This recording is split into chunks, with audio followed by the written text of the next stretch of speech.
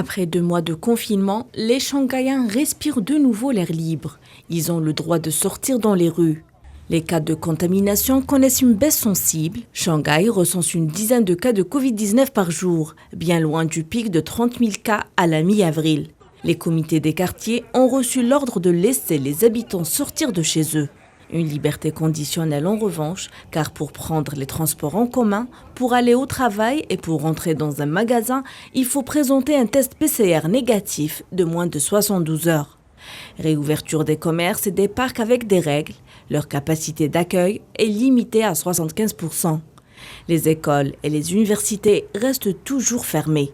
Les restaurants, quant à eux, n'assurent que le service à emporter et le télétravail reste encouragé. Une manière pour les autorités de garder un contrôle sur l'évolution de la pandémie.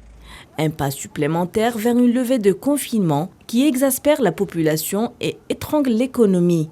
Mais ce déconfinement sera contrôlé et progressif. Malgré cet allègement sanitaire, la Chine ne compte pas abandonner sa politique zéro Covid, pourtant de plus en plus critiquée par les Chinois. Une stratégie plutôt coûteuse. Il suffit d'un cas de Covid-19 pour que toute une résidence soit bouclée pendant 10 jours. L'État ne trouve aucune solution alternative pour le moment et le pays peine toujours à vacciner sa population. En dépit de la multiplication des campagnes de sensibilisation, notamment les personnes âgées et les plus vulnérables, seule la moitié de plus de 80 ans ont reçu leurs 3 injections. Pour rappel, la ville de Wuhan a été le premier foyer de la pandémie en décembre 2019.